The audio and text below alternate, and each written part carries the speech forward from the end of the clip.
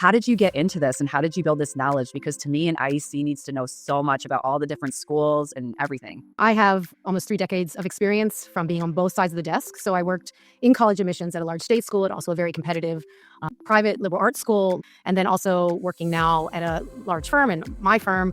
And also I'm on a lot of message boards that will only accept someone who is an IEC or a college counselor or high school counselor to be able to learn about what's trending, what's happening, what you need to be up to date on, because it is ever changing, and make sure there's a lot less stress for my students. And so they feel really strong about when they are finally applying to their colleges and they finally get that decision that they feel it's a really good fit for them. And Amy, what are some schools that your students have gotten into as a result of you helping them? Well, over my time, it's been every single top school, every Ivy League school, but also, again, it's about fit. So sometimes it's not this super elite school that is best for my student. It might be the school that has aeronautical engineering and it's a very specific niche, or they're looking for something else for musical theater. It just depends. We have a very extensive list of acceptances for schools. So if I were to come to you and I would say to you, my son wants to get into aeronautical engineering, you would know what programs are the best for that? Yes.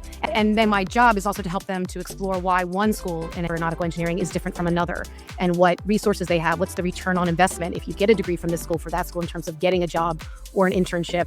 What specific workshops or series or certificates do they have that might complement that interest of theirs at that school? And so it allows me to go back and research and say, okay, 5 years ago, this school might have offered aeronautical engineering, but now they also have incorporated AI into the aeronautical engineering and technology program. So that's the fun part for me, is it's ever changing, and I'm learning. So now my job is to go out and find best program, or more than one program actually, that would suit their interests. I feel like I can relate, and I think that's really cool because in both of our professions, we're constantly kept on our toes because the SAT keeps changing. So we have to keep up with that. And even after each iteration with the digital SAT, every year it changes. So that's what I love about what we do. It's like I never get bored. So I'm sure you feel the same way.